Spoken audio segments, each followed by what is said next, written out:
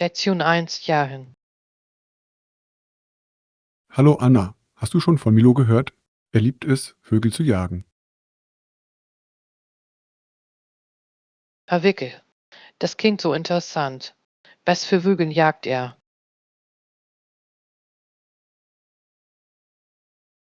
Er liebt es, Spatzen und Finken zu jagen.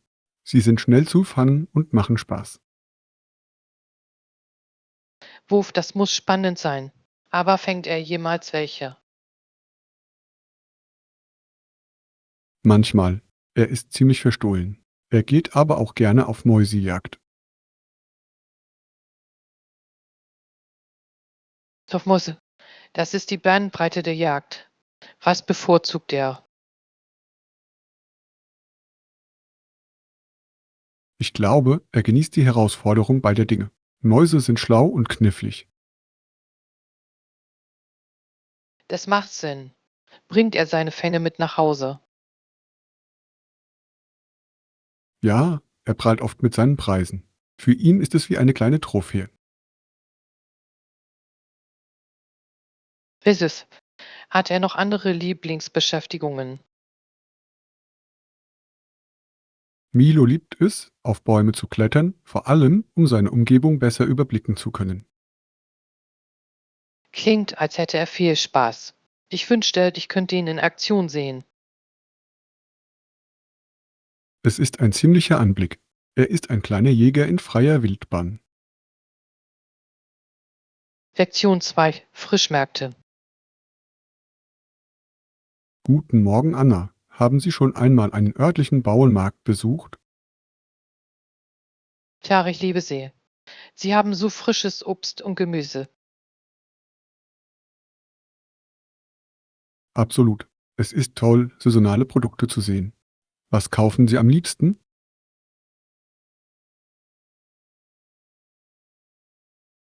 Ich kann frischen Erdbeeren nicht widerstehen.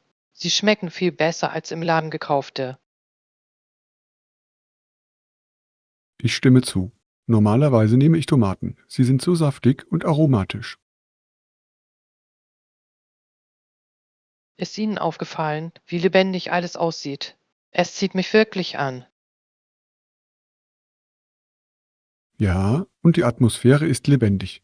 Es fühlt sich großartig an, die Bauern vor Ort zu unterstützen. Ja, es ist schön zu wissen, wo unser Essen herkommt. Schauen Sie sich auch die Milchabteilung an. Definitiv. Frische Milch und Käse sind immer ein Genuss. Ich liebe es, verschiedene Käsesorten auszuprobieren. Sie haben so einzigartige Aromen.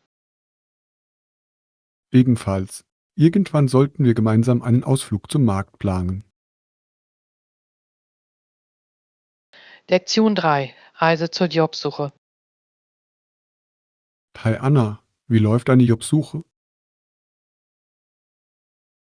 Es war ein bisschen herausfordernd, aber ich bin optimistisch.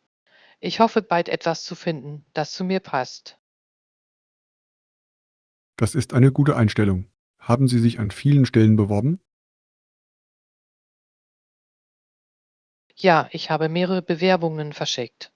Ich versuche, jedes Einzelne individuell anzupassen. Kluger Schachzug. Das Anpassen von Anwendungen kann wirklich einen Unterschied machen. Ja, ich möchte zeigen, dass ich an jeder Position echtes Interesse habe. Gab es schon Vorstellungsgespräche? Altar, sie liefen gut, aber ich warte immer noch auf Feedback. Es kann nervenaufreibend sein. Was tun Sie, um positiv zu bleiben? Ich versuche, mich auf meine Stärken zu konzentrieren und immer wieder neue Fähigkeiten zu erlernen. Das ist eine tolle Strategie. Kontinuierliche Verbesserung ist der Schlüssel. Ja, und es hilft mir, motiviert zu bleiben. Habt ihr Tipps für Vorstellungsgespräche? Üben Sie häufige Fragen und recherchieren Sie das Unternehmen. Es zeigt, dass Sie vorbereitet sind. Lektion 4: Kundenbetreuung. Hallo Anna, ich schätze deine schnelle Hilfe bei diesem Kundenproblem. Ich helfe gern, John. Es ist uns eine Freude, dafür zu sorgen, dass Ihre Bedürfnisse erfüllt werden. Es macht wirklich einen Unterschied, wenn wir schnell reagieren. Was denken Sie?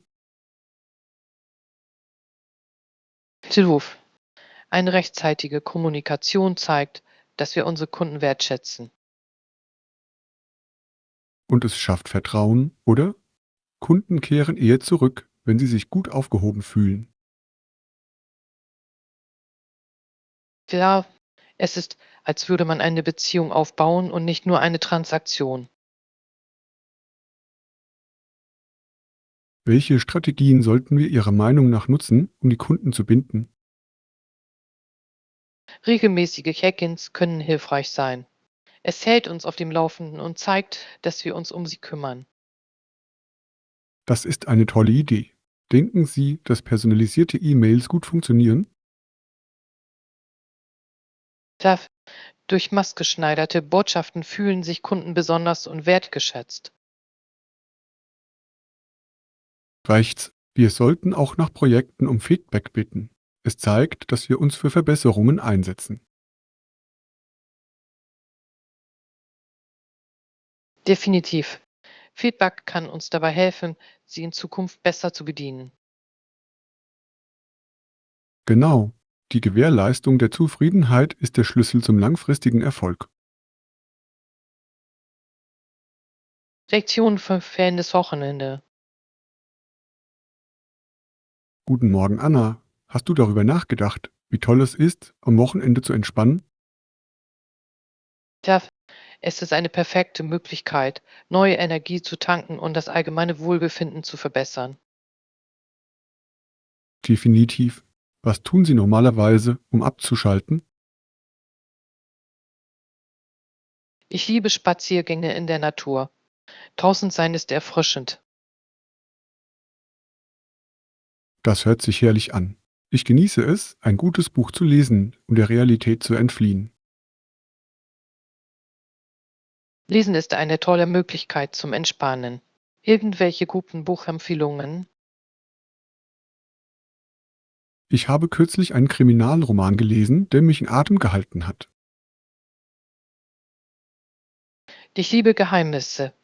Glauben Sie, dass sie auch dabei helfen, die Konzentration zu verbessern? Sicher. Spannende Geschichten können unseren Geist schärfen und Stress reduzieren. Das stimmt. Was ist mit Hobbys? Gibt es welche, die Ihnen beim Entspannen helfen? Ich mag Gartenarbeit. Es ist therapeutisch, Pflanzen zu pflegen und ihnen beim Wachsen zuzusehen. Gartenarbeit klingt wunderbar. Es vereint Entspannung und Produktivität. Genau. Außerdem gibt es mir das Gefühl, etwas erreicht zu haben. Lektion 6: Einfallsreiche Planung. Hallo Anna, hast du alle Ressourcen für unser bevorstehendes Projekt gesammelt? Ja, das habe ich. Es ist wichtig, dass die notwendigen Materialien vorhanden sind. Absolut. Vorausschauende Planung kann Last-Minute-Stress verhindern. Ich stimme zu. Welche Ressourcen müssen wir Ihrer Meinung nach priorisieren? Ich denke, dass die Konzentration auf Forschung und Daten für unsere Strategie von entscheidender Bedeutung ist. Guter Punkt. Genaue Informationen helfen uns, fundierte Entscheidungen zu treffen. Genau. Wie sieht es mit der Zusammenarbeit im Team aus? Sollten wir regelmäßige Treffen vereinbaren? Ja, wenn Sie in Verbindung bleiben, sind alle auf dem gleichen Stand. Darüber hinaus ermöglicht es uns, Ideen und Ressourcen effektiv zu teilen. Ja, durch gemeinsame Anstrengungen können Kreativität und Problemlösung gefördert werden. Rechts. Ich bin gespannt, wie sich unsere Planung im Projekt auszahlt. Lektion 7, Wochenendausflug. Morgen Anna. Ich freue mich wirklich auf diesen Wochenendausflug. Ebenfalls. Es ist eine großartige Gelegenheit zum Entspannen und Erkunden. Haben Sie Aktivitäten für unsere Reise geplant? Pfeff, ich dachte, wir könnten wandern und vielleicht einige lokale Sehenswürdigkeiten besuchen. Das klingt erstaunlich. Ich liebe es, neue Orte zu entdecken. Tja, es ist spannend, verschiedene Kulturen und Landschaften kennenzulernen. Meinen Sie, wir sollten spezielle Ausrüstung zum Wandern einpacken? Definitiv. Gutes Schuhwerk und ausreichend Wasser sind unerlässlich. Vereinbart. Ich werde auch ein paar Snacks mitnehmen, um unterwegs Energie zu tanken. Tolle Idee. Snacks können die Wanderung noch angenehmer machen. Ich kann es kaum erwarten, mit Ihnen zu entspannen und die Natur zu genießen. Lektion 8, Woche bei der Arbeit. Hallo Anna, hattest du eine gute Woche bei der Arbeit? Ja, es war viel los, aber produktiv. Ich freue mich auf das Wochenende. Das ist großartig. Was hat Ihre Woche so arbeitsreich gemacht? Ich hatte mehrere Projekte zu erledigen, aber ich schaffte es, den Überblick zu behalten. Organisiert zu bleiben ist der Schlüssel. Haben Sie Hilfsmittel verwendet, um zu helfen? Ja, ich habe einen Planer und einige Apps verwendet, um meine Aufgaben zu verfolgen. Kluger Schachzug. Ich finde, dass das Aufschreiben von Dingen mir wirklich hilft, mich zu konzentrieren. Versuch. Und es tut gut, erledigte Aufgaben abzuhaken. Sicher. Was hast du dieses Wochenende vor, um dich zu entspannen? Ich denke darüber nach, wandern zu gehen. Frische Luft blätt mich immer wieder auf. Wandern klingt lustig. Ich könnte mal etwas Lektüre nachholen. Das ist auch eine tolle Möglichkeit, sich zu entspannen. Gibt es gute Bücher auf Ihrer Liste? Ja, ich habe einen Krimi, in den ich gerne eintauchen möchte. Lektion 9, neue Orte erkunden. Hallo Anna, das hört sich lustig an. Wie wäre es, dieses Wochenende eine nahegelegene Stadt zu besuchen? Ich liebe diese Idee. Neue Orte zu erkunden ist immer spannend. Genau, eine Stunde entfernt liegt eine bezaubernde Stadt. Warst du schon?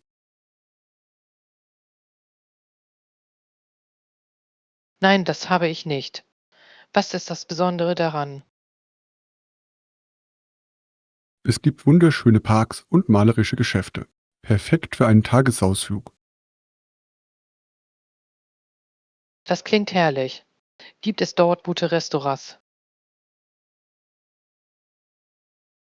Ja, es gibt ein berühmtes Café, das für sein Gebäck bekannt ist.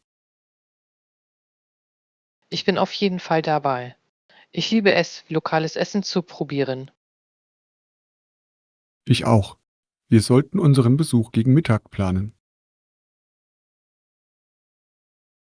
Tolle Idee. Was können wir sonst noch tun, während wir dort sind? Wir konnten durch den Park spazieren und ein paar Fotos machen. Lektion 10, Preisstrategie. Guten Morgen, Anna. Unsere Produktionskosten sind gestiegen. Was sollen wir tun? Das ist besorgniserregend.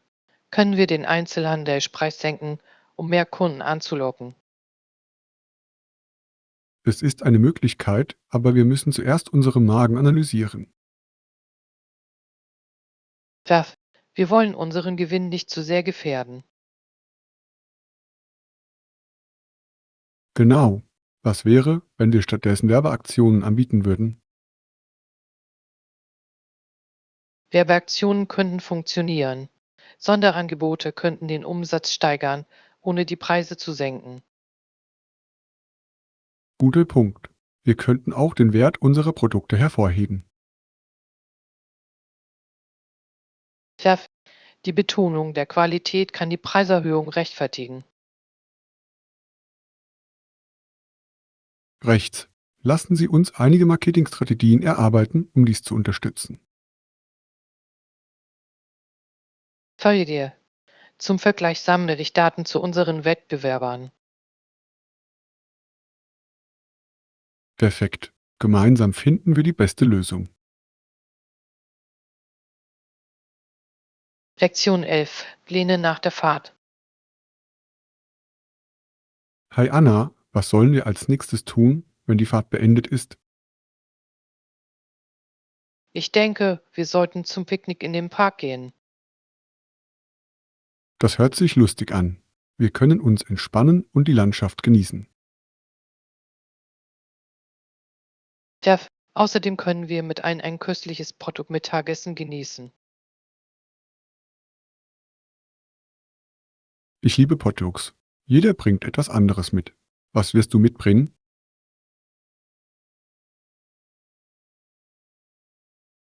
Ich habe vor, einen Nudelsalat zu machen. Ist immer ein Hiet. Lecker. Ich bringe etwas Nachtisch mit, vielleicht Brownies. Perfekt. Brownies sind immer ein Favorit. Sollten wir einen Termin festlegen, zu dem sich alle im Park treffen? Ja, sagen wir gegen Mittag. So können wir alle gemeinsam essen. Klingt nach einem Plan. Ich kann es kaum erwarten, einen schönen Tag im Freien zu verbringen. Lektion 12. Wochen in Aventura. Hallo Anna, hast du darüber nachgedacht, irgendwelche Aktivitäten für das Wochenende zu planen? Definitiv. Wir könnten geführte Touren machen oder wandern gehen. Ich liebe diese Idee. Das Erkunden neuer Orte sorgt für zusätzliche Spannung. Das. Und wir können unterwegs lokale Speisen probieren. Das Deckensziel. Die lokale Küche ist die beste. Es gibt uns einen Vorgeschmack auf die Kultur. Da haben Sie bestimmte Orte im Sinn. In der Nähe gibt es einen malerischen Wanderweg, von dem ich schon viel Tolles gehört habe. Das klingt perfekt. Ich würde gerne die Aussicht von oben sehen. Ich auch. Und nach der Wanderung können wir in einem örtlichen Café ein paar Leckereien genießen. Irre. Ich kann mir schon vorstellen, Gebäck mit Aussicht zu genießen. Machen wir einen Plan. Ich freue mich auf ein Wochenende voller Spaß. Lektion 13. Glück finden. Hallo Anna, ich bin damit einverstanden, im Alltag Glück zu finden. Hilf. Es sind die kleinen Dinge, die uns oft Freude bereiten. Genau. Welche kleinen Dinge machen dich glücklich? Ich liebe es, meinen Morgenkaffee zu genießen und dabei den Sonnenaufgang zu beobachten. Das hört sich herrlich an. Während meiner Fahrt zur Arbeit höre ich gerne Musik. Musik kann unsere Stimmung wirklich heben. Hast du ein Lieblingsgenre? Ich mag Jazz. Es hat so eine beruhigende Atmosphäre. Das ist großartig. Ich bevorzuge fröhliche Popmusik. Es gibt mir Energie. Das ist eine fantastische Wahl. Was macht Ihnen sonst noch Freude? Zeit mit Freunden und Familie zu verbringen macht mir immer Freude. Ebenfalls. Es ist so wichtig, diese Momente zu schätzen. Lektion 14. Das Postamt finden. Guten Morgen, Anna. Ich suche das Postamt. Wissen Sie, wo es ist?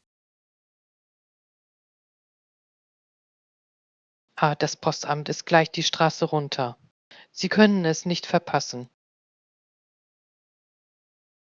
Großartig. Liegt es in der Nähe von Sehenswürdigkeiten? Ja, es liegt direkt neben der Bäckerei. Anschließend können Sie sich etwas Leckeres gönnen. Perfekt. Ich werde auf jeden Fall danach beim Bäcker vorbeischauen. Sie haben das beste Gebäck. Was werden Sie bei der Post verschicken? Ich muss ein Paket an meinen Cousin schicken. Das ist schön. Ich hoffe, es gefällt Ihnen. Danke. Ich werde mir auch unbedingt diese Bäckerei ansehen. Lektion 15. Thanksgiving Reflexionen. Hallo Anna, Thanksgiving ist für viele ein Feiertag, der eine besondere Bedeutung hat. Sue, es ist eine Zeit, über unser Glück nachzudenken. Was machst du normalerweise, um zu feiern? Ich treffe mich mit der Familie und esse gemeinsam eine große Mahlzeit. Das klingt wunderbar. Haben Sie Lieblingsgerichte? Ja, ich liebe Kürbiskuchen und Füllung. Irre. Ich kann dem Truthahn und dem Kartoffelpüree nicht widerstehen. Sie sind köstlich. Definitiv. Es ist ein unvergessliches Fest. Und es ist schön, Dankbarkeit für das auszudrücken, was wir haben.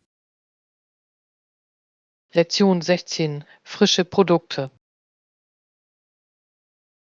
Hi Anna, ich stimme zu. Für meine Mahlzeiten kaufe ich immer frische Produkte ein. Ich hoffe, wo kaufen Sie normalerweise Lebensmittel ein?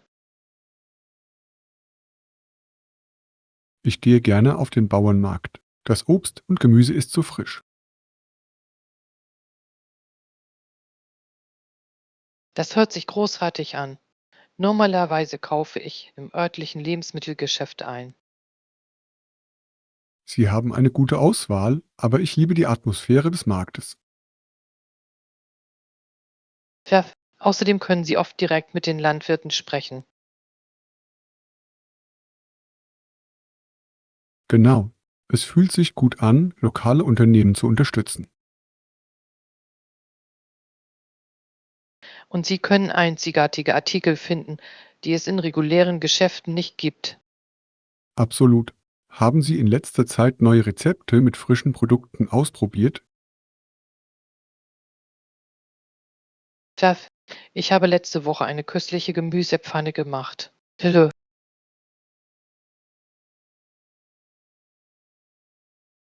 Ich habe einen frischen Salat mit Früchten der Saison gemacht. Es war erfrischend. Lektion 17. Drucken leicht gemacht. Guten Morgen, Anna. Ich muss ein paar Dokumente ausdrucken. Irgendwelche Tipps? Tja, erstellen Sie einfach Kopien und drücken Sie die Drucktaste. Großartig. Das hört sich ganz einfach an. Gibt es sonst noch etwas, was ich wissen sollte? Stellen Sie sicher, dass Ihr Drucker über ausreichend Papier und Tinte verfügt. Guter Punkt. Ich vergesse immer, das zu überprüfen. Es passiert. Überprüfen Sie außerdem vor dem Drucken die Dokumentenstellungen noch einmal. Rechts. Ich sorge dafür, dass das Layout korrekt ist. Auf diese Weise verschwenden Sie weder Papier noch Tinte. Genau. Danke für den Rat. Ich fühle mich jetzt besser vorbereitet.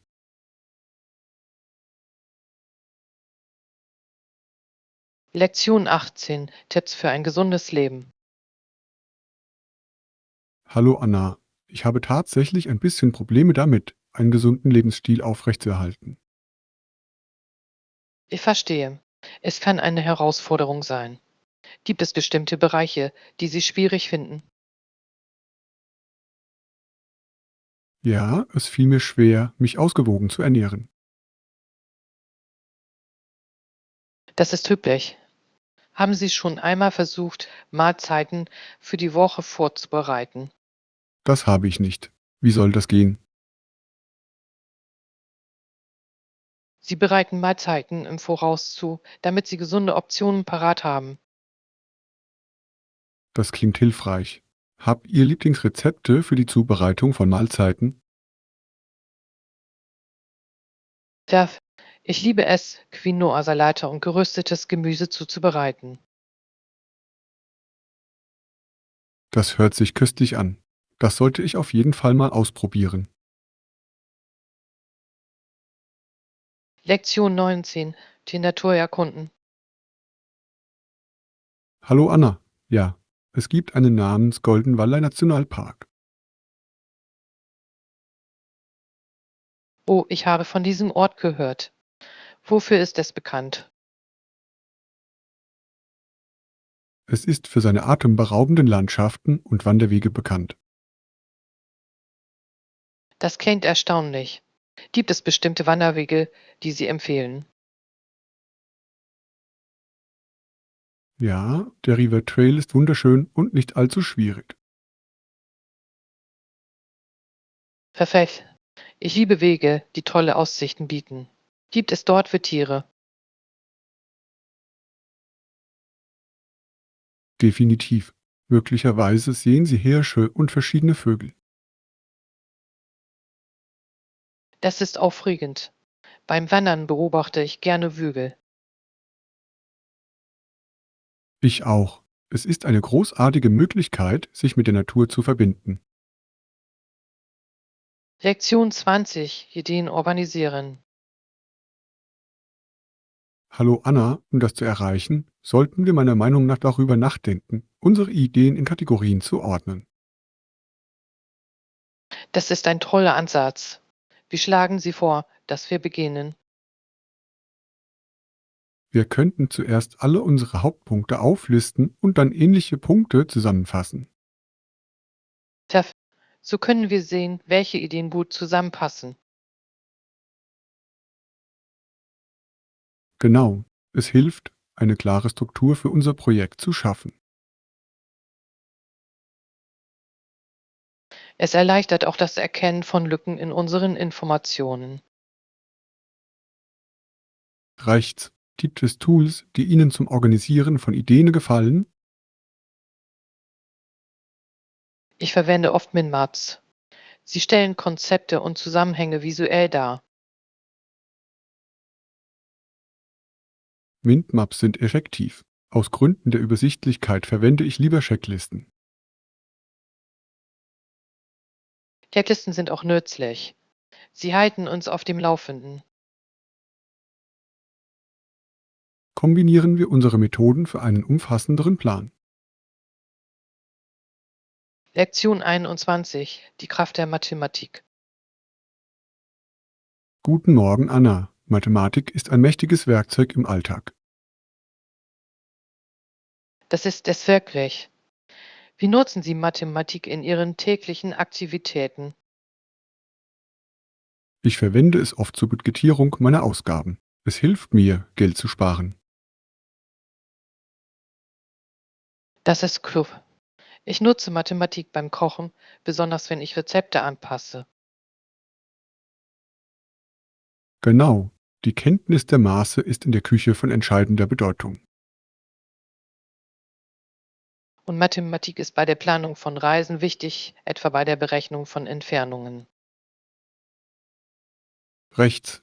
Es hilft uns, Reisezeiten und Treibstoffkosten abzuschätzen. Haben Sie jemals darüber nachgedacht, wie sich Mathematik auf unsere Hobbys anwenden lässt? Ja, in der Fotografie ist es beispielsweise wichtig, Winkel und Proportionen zu verstehen. Hilf. Mathematik sollte in unserem täglichen Leben mehr geschätzt werden. Ich stimme zu. Es macht Aufgaben einfacher und effizienter. Lektion 22: Hochwertige Materialien. Hallo Anna, ich suche einen Ort, an dem ich hochwertige Materialien für meine Projekte finden kann. Das klingt interessant. Nach welchen Materialien suchen Sie?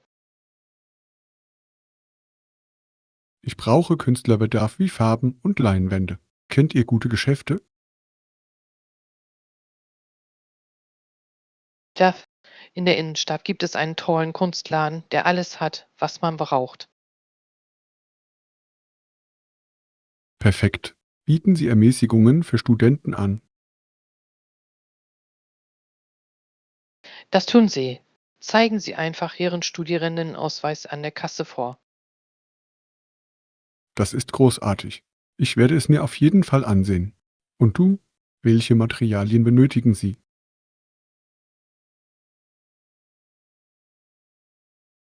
Ich suche Stoff zum Nähen. Ich möchte ein neues Kleid machen. Das hört sich lustig an. Haben Sie einen bestimmten Stoff im Sinn? Ich denke an ein Blumenmuster. Es ist perfekt für den Frühling. Tolle Wahl.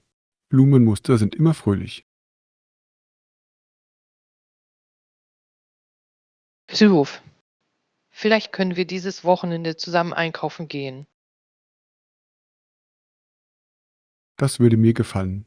Es wird ein produktiver Tag.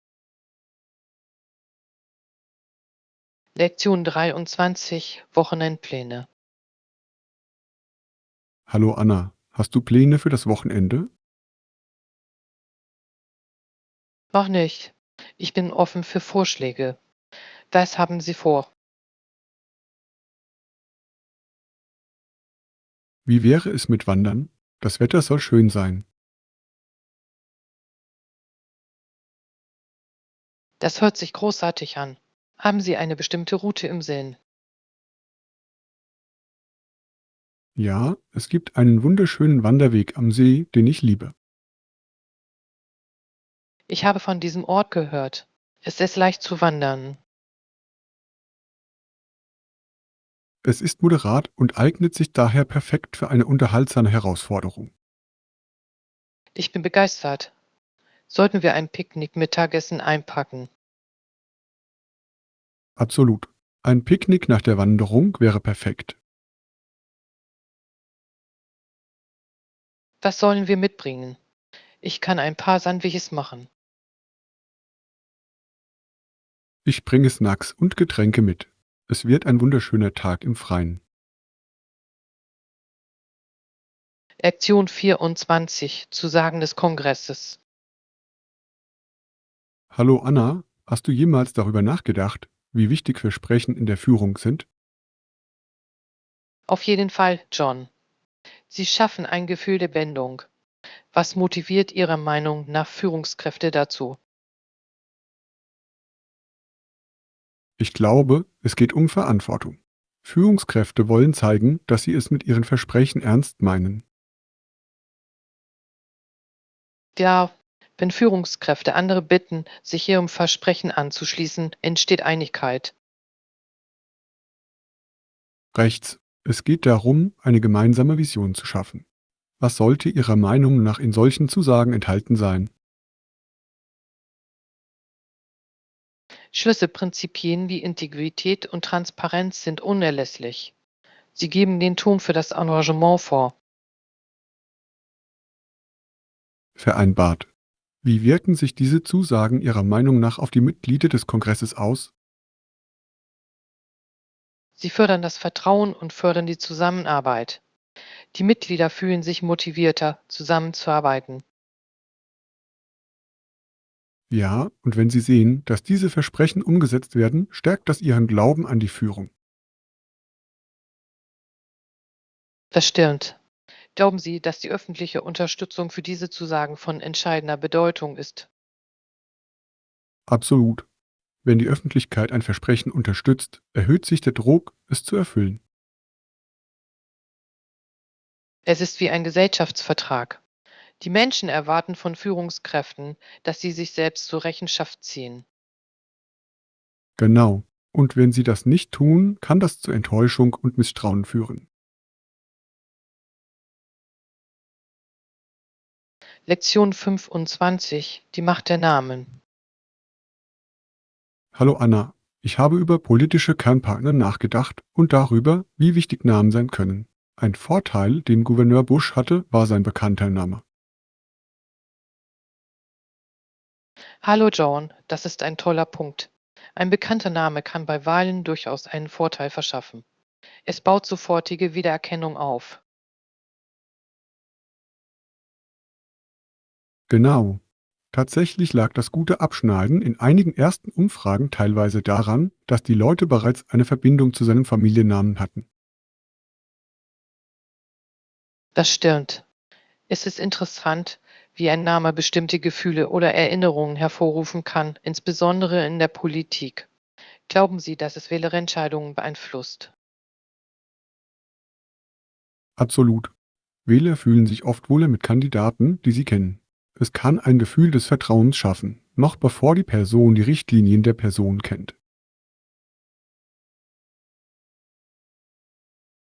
Das macht Sinn.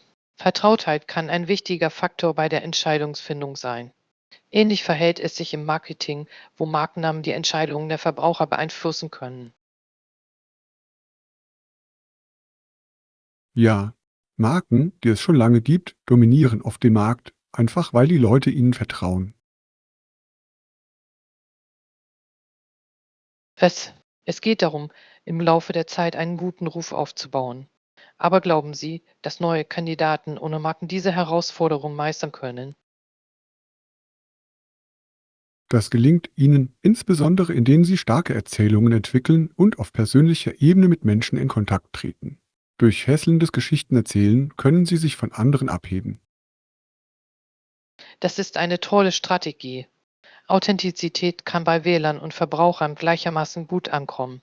Menschen wollen eine Verbindung spüren. Genau, auch die sozialen Medien haben das Spiel verändert. Es ermöglicht neuen Kandidaten, direkt mit Wählern in Kontakt zu treten und Beziehungen aufzubauen. Definitiv. Es bietet ihnen eine Plattform, auf der sie ihre Geschichten und Werte ohne traditionelle Medienfilter teilen können. Und das kann unglaublich kraftvoll sein. Es ist faszinierend, wie sich Dynamiken in Politik und Marketing oft spiegeln. Lektion 26: Zeitmanagement. Morgen, Anna. Ich habe darüber nachgedacht, wie lange es dauert, Aufgaben zu erledigen. Wie lange brauchen Sie, um ein typisches Projekt abzuschließen?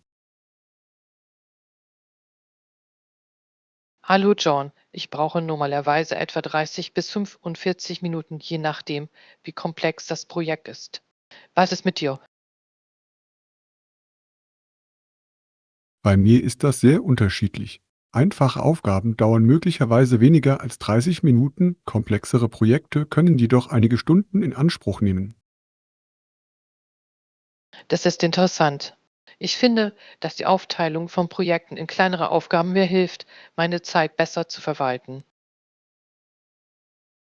Ich stimme zu. Wenn ich ein größeres Projekt habe, versuche ich, konkrete Meilensteine zu setzen, um auf dem Laufenden zu bleiben.